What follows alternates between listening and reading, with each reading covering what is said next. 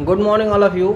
जैसा कि हम लोगों ने स्टार्ट किया हुआ था गिटार से रिलेटेड कुछ क्लासेस, तो आज के टॉपिक में हम ये समझेंगे कि सबसे पहले जो वायर्स हैं, उन वायर्स पे जो फ्लैट्स हैं, उन फ्लैट्स पे हम जो स्वर है उसको स्थापित कैसे करते हैं, कैसे हमको पता चलेगा कि किस फ्लैट पे कौन सा स्वर है।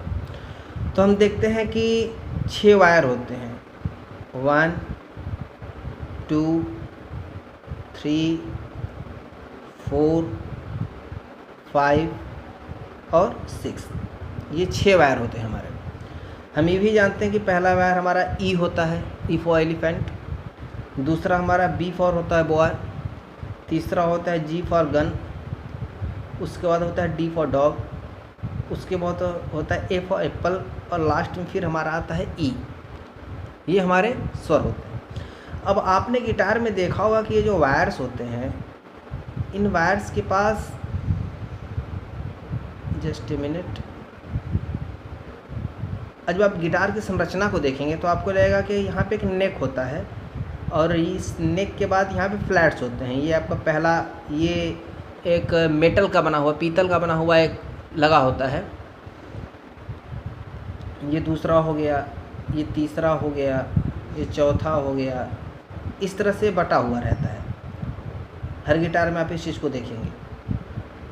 अब इसमें हमें क्या करना होता है कि सबसे पहले आज हम ई को उठाएंगे कि जो ई स्वर है या फिर ई नोड है वो किस तरह से आगे की ओर बढ़ता है।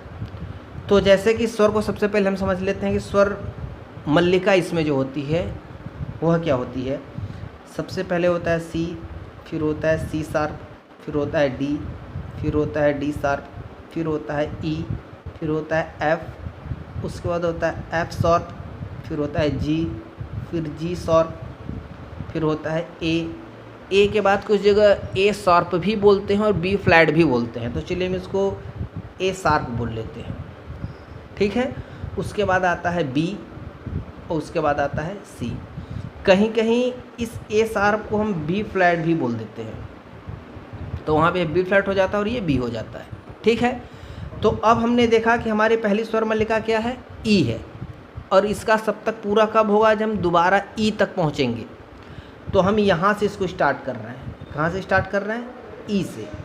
तो ई के बाद दूसरा क्या आएगा, एफ आ रहा है, मतलब कि ये फ्लैट एफ का हो जाएगा। एफ के बाद ये एफ शार्प का हो जाएगा। उसके बाद फिर ये जी का हो जाएगा। उसके बाद ये जी शार्प का हो जाएगा। उसके बाद फिर ये ए का हो जाएगा। उसके बाद ये आप बी फ्लैट, एनीथिंग ए शार्प भी बोल सकते हैं, बी फ्लैट भी बोल सकते हैं, बी फ्लैट बी, तो इसको हम ए शार्प बोल देते हैं। उसके बाद आता है बी, उसके बाद आता है सी, और सी के बाद फिर हम कहाँ पे आ गए, सी शार्प पे। उसके बाद हम आ गए सी शार्प पे। सी शार्प के बाद अगला नोड हमारा क्या पड़ेगा, ये जो नोड हमारा पड़ रहा है वो हो जाएगा सी शार्प। बाद आता है डी, ये डी हो गया। डी के बाद फिर ये आ जाएगा आपका डी शार्प, और ये फिर पुनः आ जाएगा ई। इस तरह से हम देखेंगे कि हमारा एक सप्तक पूरा हो गया। 1 2 3 4 5 6 7 8 9 10 11 12, 12 स्वर होते हैं शुद्ध और विकृत मिला करके। इस प्रकार से हमारा एक फ्लैट पे किस तरह से नोड्स का या स्वरों की स्थापना होती है, इस चीज़ को हम समझ सकते हैं। मुझे पूरा विश्वास है कि अगर आपको ये चीज़ समझ में आई होगी। अगर नहीं आती है तो उसे आप कमेंट बॉक्स में लिख करके पूछें, ताकि आपकी प्रॉब्लम को और अच्छी तरह से सॉल्व करने का मैं प्रयास करूँ। और जो प्रैक्टिस आप लोगों को मैं बताया हूँ 1 2 3 4 5 6 करके हर वायर्स के ऊपर, उसको आप करते रहिए। प्रैक्टिकल क्लासेस के बाद मैं आपको नेक्स्ट प्रैक्टिकल क्लास दूंगा। तब तक के लिए थैंक यू वेरी मच।